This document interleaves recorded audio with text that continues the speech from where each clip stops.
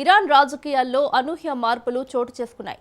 Supreme leader Ayatollah Ali Khamenei మరణానంతరం ఆయన వారసుడిగా కుమారుడు ముజ్తబా ఖమేనీ ఎంపికయ్యారు. ఇరాన్లోని అత్యున్నత నిర్ణాయక మండలి అసెంబ్లీ ఆఫ్ ఎక్స్పర్ట్స్ ఈ నిర్ణయం తీసుకున్నట్లు ఇరాన్ ఇంటర్నేషనల్ వెల్లడించింది. ఇరాన్ అత్యున్నత నాయకత్వ బాధ్యతలను అలీ ఖమేనీ రెండో కుమారుడు ముజ్తబా ఖమేనీ చేపట్టనున్నారు. ఇరాన్ ఇస్లామిక్ రిపబ్లిక్ సిద్ధాంతాల ప్రకారం ఇది అత్యంత సున్నితమైన అంశం. ఎందుకంటే ఇరాన్ ఎప్పుడూ వారసత్వ పాలనను వ్యతిరేకిస్తూ ఉంటుంది. ఇప్పుడు తండ్రి తర్వాత కొడుకు అధికారంలోకి రావడం ఆ సిద్ధాంతాలకు విరుద్ధమని విశ్లేషకులు భావిస్తున్నారు.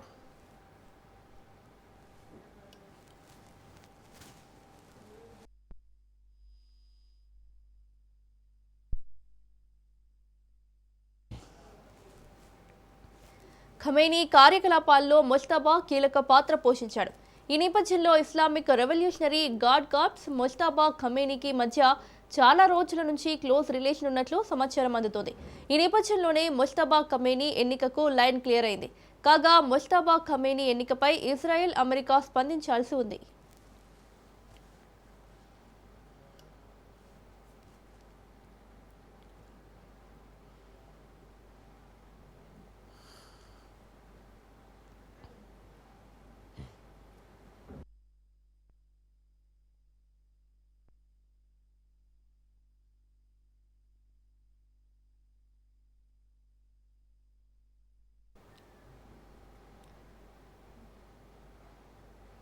బీహార్లో రాజకీయ పరిణామాలు మారుతున్నాయి. సీఎం నితీష్ను రాజ్యసభకు పంపే యోచనలో జేడీయూ నేతలు ఉన్నట్లు తెలుస్తోంది. కేంద్ర క్యాబినెట్లో నితీష్కు చోటు కల్పించే అవకాశం ఉంది. బీజేపీకి బీహార్ సీఎం పీఠం దక్కే అవకాశం ఉన్నట్లు సమాచారం. ఇక బీహార్ డిప్యూటీ సీఎంగా నితీష్ కుమార్కి ఛాన్స్ ఇవ్వనున్నట్లు తెలుస్తోంది.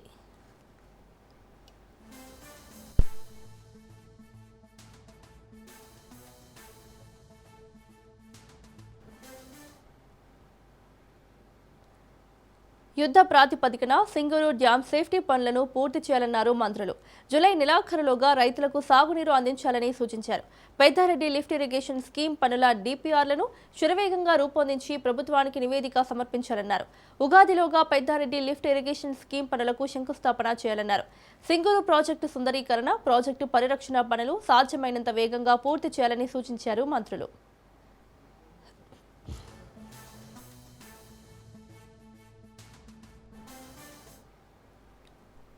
మాజీ మంత్రి హరీష్ రావు చిట్చాట్లో కీలక వ్యాఖ్యలు చేశారు. సీఎం రేవంత్ రెడ్డికి పరిపాలన రాదని విమర్శించారు. సీఎంకు, మంత్రులకు నచ్చకపోతే అధికారులను బదిలీ చేస్తున్నారని, ఐఏఎస్, ఐపీఎస్ అధికారులకు అంతు లేకుండా ఎక్స్టెన్షన్లు ఇస్తున్నారని ఆరోపించారు. యంగ్ ఇండియా స్కూలులో భారీ అవినీతి జరిగిందని త్వరలోనే అన్ని ఆధారాలతో బయట పెడతారన్నారు.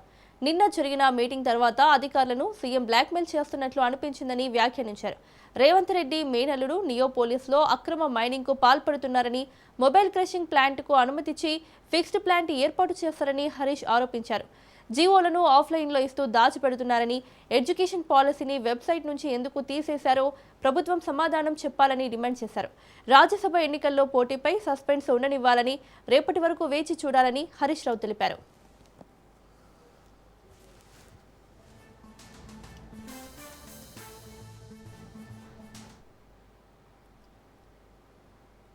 జిల్లా కలెక్టర్, డీసీపీ నుంచి కింది స్థాయి వరకు కాంగ్రెస్ పార్టీ కార్యకర్తల్లా పనిచేస్తున్నారంటూ ఉన్నతాధికారులపై బీఆర్ఎస్ పార్టీ నేత, మాజీ ఎమ్మెల్యే బాల్క సుమన్ మండిపడ్డారు. విశాఖ ఇండస్ట్రీస్ ఉద్యోగుల్లా వ్యవహరిస్తున్నారంటూ వ్యంగ్యాస్త్రాలు సంధించారు. మున్సిపల్ ఎన్నికల వేళ మంత్రి వివేక్, ఎంపీ వంశీకృష్ణ అరాచకానికి పాల్పడ్డారని ఆరోపించారు. ఆ సమయంలో ఘర్షణకు కాంగ్రెస్ పార్టీ నేతలే కారణమన్నారు. ఆత్మరక్షణ కోసం ప్రయత్నం చేసిన తమపై అక్రమ కేసులు పెట్టించారని విమర్శించారు. సమావేశం లోపల మహిళా కౌన్సిలర్ల పట్ల అసభ్యంగా ప్రవర్తించారంటూ కాంగ్రెస్ నేతలపై ఆగ్రహం వ్యక్తం చేశారు. మేము ఇక్కడ పోటీ చేయడం జరిగింది. 15 వార్డుల్లో మేము బీఆర్ఎస్, 7 వార్డుల్లో సిపిఐ కలిసి మేము పోటీ చేసినాం.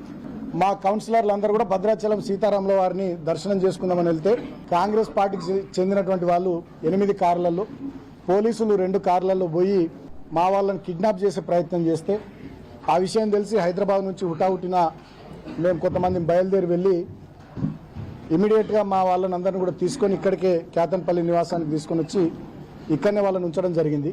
పోలీసులు 2 చోట్ల మమ్మల్ని ఆపి ఇన్ టైంకి కౌన్సిల్ హాల్కి చేరకుండా చేశారు. కానీ కాంగ్రెస్ పార్టీ వాళ్ళని మాత్రం వందలాది మందిని మున్సిపల్ కౌన్సిల్ దగ్గరికి వాళ్ళని అక్కడికి పంపించారు. ఆ తర్వాత మిగతా 13 మంది కౌన్సిలర్లను పంపించినాం. కానీ కౌన్సిల్ హాల్ లోపల మంత్రి వివేక్ గారు వాళ్ళ కొడుకు ఎంపీ గారు ఇద్దరు కూర్చొని మా కౌన్సిలర్లకు బ్లాంక్ చెక్కులు ఇస్తూ కోట్లాది రూపాయల డబ్బులు ఆఫర్ చేస్తూ ప్రలోభ పెట్టేటటువంటి ప్రయత్నం చేసినప్పటికి కూడా మా 14 మంది కౌన్సిలర్లు ఏకతాటి మీద ఉండడం జరిగింది. నా నివాసం క్యాతంపల్లి, ఇక్కడనే ఈ మున్సిపాలిటీ. కోవలక్ష్మి గారు ఆసిఫాబాద్ ఎమ్మెల్యే. మమ్మల్ని మీరు పంపారు, 2 కిలోమీటర్ల దూరంలో మమ్మల్ని ఆపుతారు. మరి మంత్రి గారి కాన్వాయ్, ఇన్ని సంఖ్యలో కార్లు, వందలాది మంది కాంగ్రెస్ వాళ్ళని ఎట్లా పంపిస్తారని చెప్పి మేము పోలీసులను ప్రశ్నిస్తే పోలీసులు మా మీద లాఠీ చార్జ్ చేయడం, అటువైపు నుంచి కాంగ్రెస్ వాళ్ళు మా మీద రాళ్ళేయడం, వాళ్ళు మా మీద దాడి చేస్తున్న క్రమంలో ఆత్మరక్షణ కోసం మేము ప్రతిఘటిస్తే మా మీద అక్రమంగా 25 మంది మీద దుర్మార్గంగా కేసులు పెట్టి 18వ తేదీ నాడు ఇదే ఇంటికి వచ్చి నన్ను అరెస్ట్ చేసి ఆదిలాబాద్ జైలుకు తీసుకొని పోయి అక్కడ ఆదిలాబాద్ జైల్లో 16 రోజుల పాటు ఉంచడం జరిగింది. మంత్రి కొండా సురేఖ కూతురు సుస్మితా పటేల్ ఆసక్తికర వ్యాఖ్యలు చేశారు. పరకాల నుంచి పోటీపై క్లారిటీ ఇచ్చారు. తన తల్లిదండ్రుల రాజకీయ ప్రస్థానం కొమ్మాల జాతర నుంచి ప్రారంభమైందన్న సుస్మిత, తన రాజకీయ ప్రస్థానము ఇక్కడి నుంచే ప్రారంభం అవుతుందన్నారు. తాను తప్పకుండా ఎమ్మెల్యేగా గెలుస్తానన్నారు సుస్మితా పటేల్.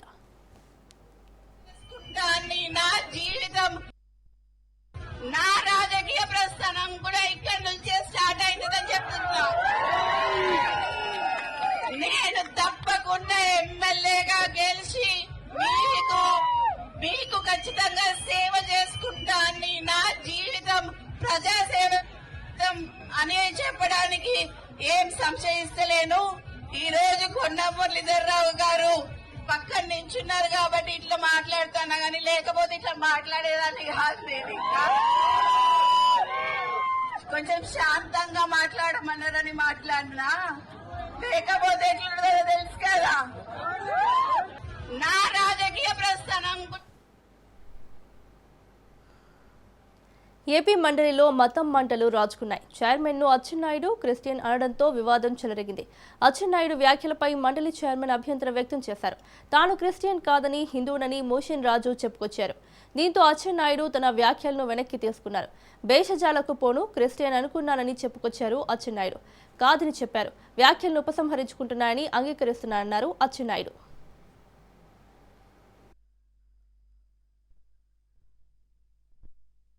ఈరోజు మీకు హిందూయిజం మీద, వెంకటేశ్వర స్వామి మీద ఇంత కక్ష కొట్టుకొని పనిచేస్తారని చెప్పి నేను అనుకోలేదు అధ్యక్ష. అయితే నా బాధ ఎక్కడంటే అధ్యక్ష, తమరు క్రిస్టియన్, మీ నాయకుడు క్రిస్టియన్. నేను తప్పు పట్టడం లేదు, తప్పు పట్టకూడదు కూడా.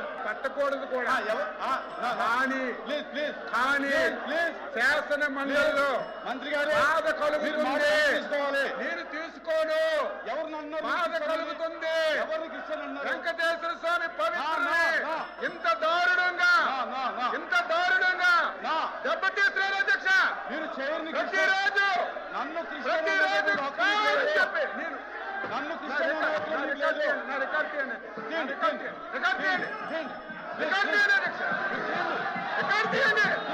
తప్పు పట్టలేదు అధ్యక్ష. మీరు క్రిస్టియను, ఆయన క్రిస్టియను. అపారమైనటువంటి ఐసన్ అంటే మీరు నన్ను క్రిస్టియన్ అంటే మీరు అవును సార్.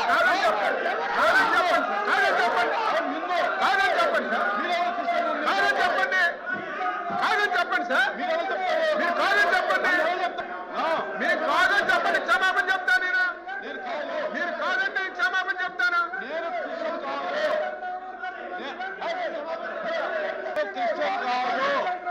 నేను హిందువుని, మీరు నన్ను క్రిస్టియన్ గా మాట్లాడటం అనేది నా యొక్క వ్యక్తిత్వాన్ని కించపరచడం. నా కులం మీద మీరు మాట్లాడటం అనేది కరెక్ట్ కాదు. ఏ సర్జాలకు పోను అధ్యక్ష, ఏ సర్జాలకు ఎప్పుడు పోను.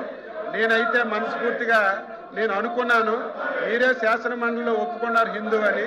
నేను అది వెనక్కి తీసుకుంటున్నాను సార్, తప్పు అయిందని చెప్పి. అంతకంటే ఏం కావాలి? చెప్పారు. అంతకంటే ఏం కావాలి? క్షమాపణ చెప్పారు. నేనైతే అనుకున్నాను. ఏపీ శాసనమండలిలో గందరగోళం నెలకొంది. తిరుమల లడ్డూ కల్తీపై ఏపీ శాసనమండలిలో చర్చ జరిగింది. కూటమి వైసీపీ సభ్యుల మధ్య వాగ్వాదం జరిగింది. చైర్మన్ వెల్లో సభ్యులు దూసుకొచ్చారు. వెల్లోకి వెళ్లి టీడీపీ వైసీపీ సభ్యులు నిరసన తెలిపారు. వైసీపీ టీడీపీతో పాటు అన్ని పార్టీల సభ్యులకు అవకాశం ఇవ్వాలన్నారు. లడ్డూ కల్తీ అంశంలో వాస్తవాలు ప్రజలకు తెలియాలన్నారు అచ్చెన్నాయుడు. ఎంత సమయమైనా చర్చించేందుకు సిద్ధంగా ఉన్నామన్నారు పయ్యావుల. వైసీపీ నేతలు రూల్స్ ఉల్లంఘిస్తున్నారని మండిపడ్డారు నాదెండ్ల.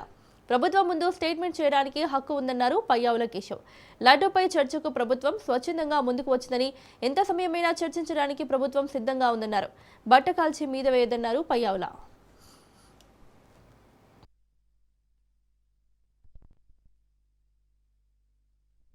తిరుపతి దేవస్థానం లడ్డూలో కల్తీ నెయ్యి ఉపయోగించబడింది లడ్డూ ప్రసాదంలో అనేటువంటి దాని మీద చర్చించడానికి మనం BACలో అంగీకారం తీసుకున్నాం. అంగీకారం ప్రకారం లిస్ట్ చేశాం. లిస్ట్ చేసినప్పుడు ఆ రోజున ఏ సభ్యుడు కూడా నోటీస్ ఇవ్వలేదు అధ్యక్ష. షార్ట్ డిస్కషన్ కి తమరు ఇంప్లిమెంట్ చేయాలన్నా కూడా నోటీస్ ఉంటేనే ఇంప్లిమెంట్ చేయగలరు. కానీ ప్రభుత్వం వాలంటరీగా ముందుకొచ్చి సార్ షార్ట్ డిస్కషన్ మేము ఒప్పుకుంటున్నాం పెట్టండి అని చెప్పి షార్ట్ డిస్కషన్ కి ఆ రోజు LOP గారు కూడా ఇవ్వలేదు నోటీస్.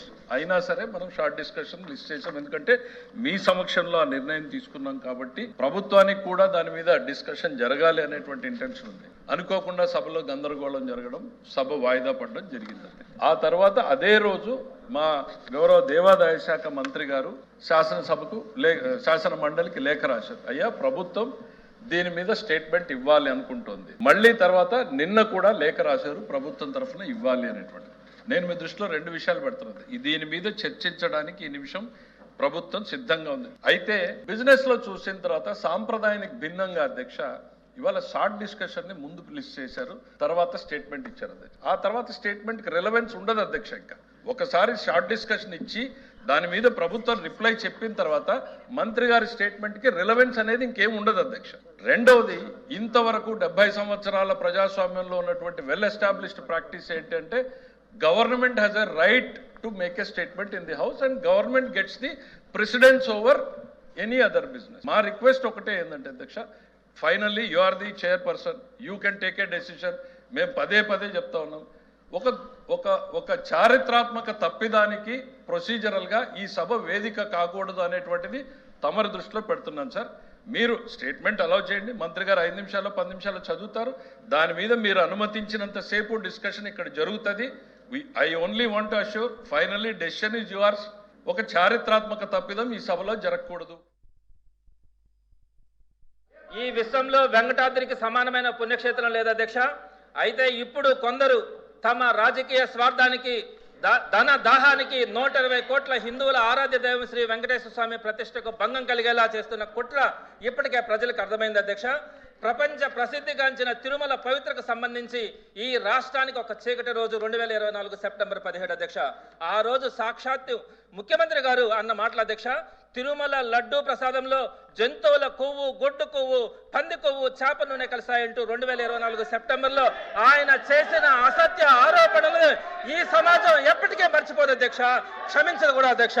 అదేవిధంగా ముఖ్యమంత్రి గారు ఆ స్వామి మీద చేసిన నిరాధారమైన ఆరోపణలకి వైవి సుబ్బారెడ్డి గారు CBIతో విచారణ చేయించాలని సాక్షాత్తు సుప్రీంకోర్టును ఆశ్రయించారు అధ్యక్ష.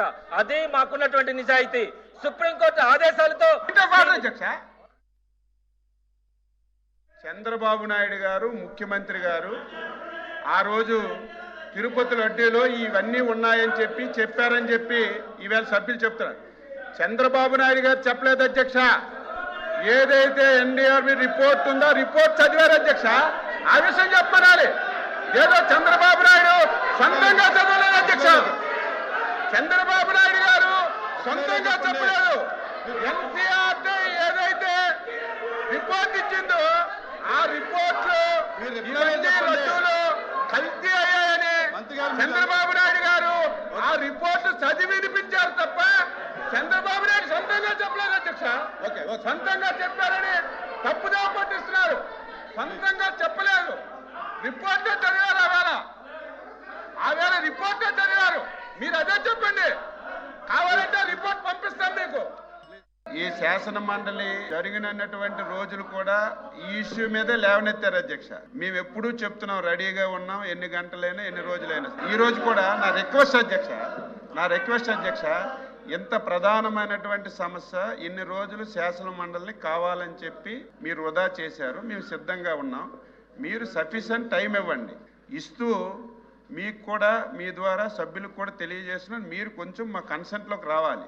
నేను శాసన మండలిలో ఏ డిస్కషన్ జరిగినా నేను చూస్తున్నాను. వాళ్ళ ముందు మాట్లాడతారు.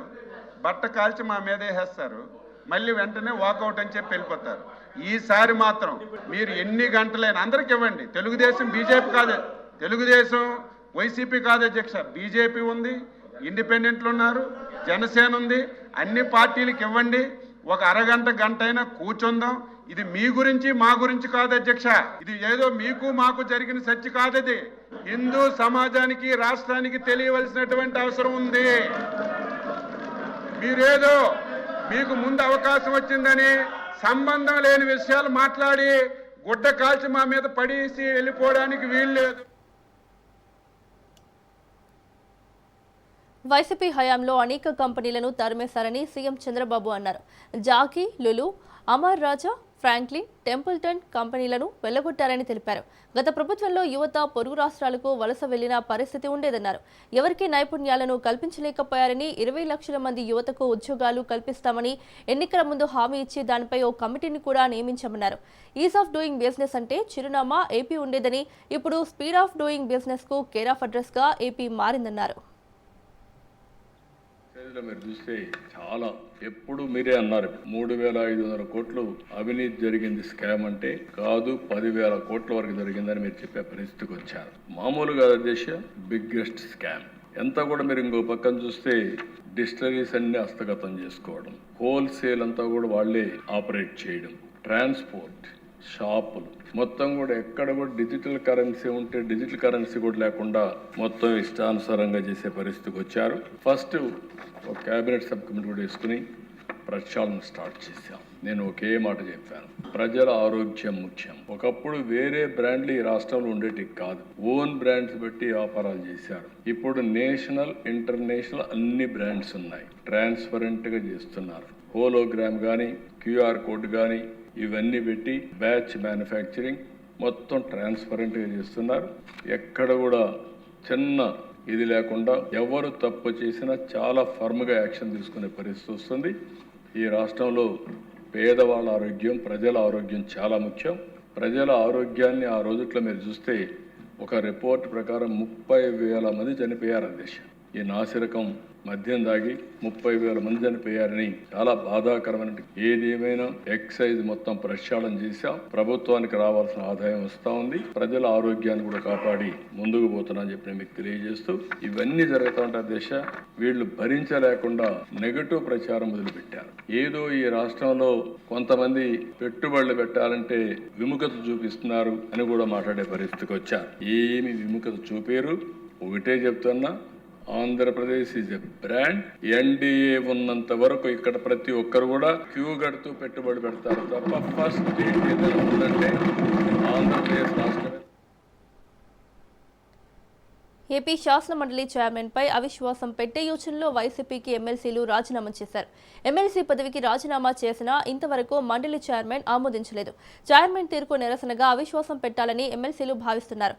ఇప్పటికే పోతుల సునీత, కర్రి పద్మశ్రీ, బల్లి కళ్యాణ చక్రవర్తి, మర్రి రాజశేఖర్, జయమంగళ నారాయణ రాజీనామా చేశారు.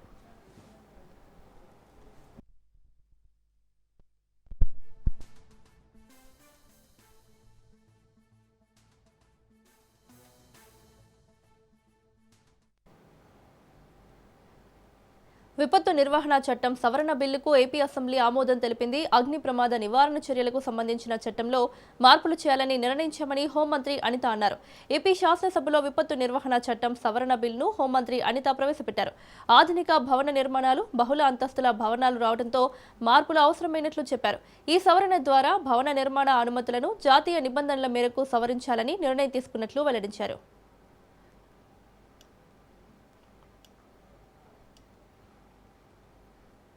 కూటమి ప్రభుత్వంపై మాజీ సీఎం వైఎస్ జగన్ ట్వీట్ చేశారు. ఇచ్చిన హామీలను అమలు చేయాలంటూ అంగన్వాడీ వర్కర్లు, హెల్పర్లు అడగడం తప్ప అని నిలదీశారు. ప్రభుత్వం ఏర్పడి 2 ఏళ్లవుతున్నా హామీలకు దిక్కు మొక్కు లేదన్నారు. అంగన్వాడీ వర్కర్లు, హెల్పర్లపై దమనకాండ అత్యంత హేయమైన చర్య అని, మహిళల్ని చూడకుండా వారిపై లాఠీచార్జ్ చేయడం సరికాదంటూ ట్వీట్ చేశారు.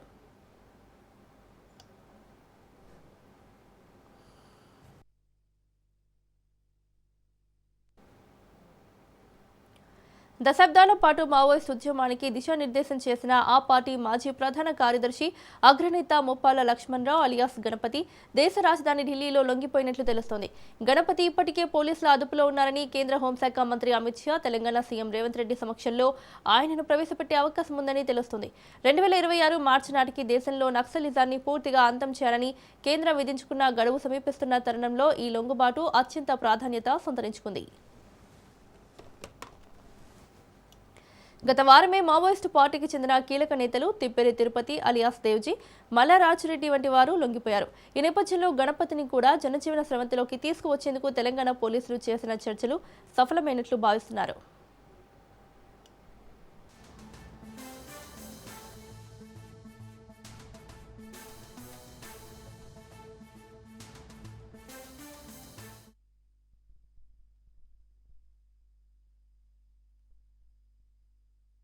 సుదీర్ఘకాలంగా అజ్ఞాత జీవితాన్ని గడిపిన గణపతి మావోయిస్టు ప్రధాన కార్యదర్శిగా పనిచేశారు.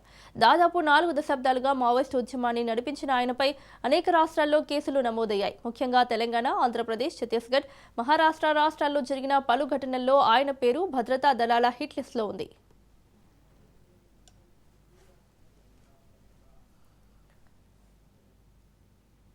దేశీయ స్టాక్ మార్కెట్లు కుప్పకూలాయి. భారత బెంచ్ మార్క్ ఈక్విటీ సూచీలు వరుసగా 3వ సెషన్లోనూ క్షీణించాయి.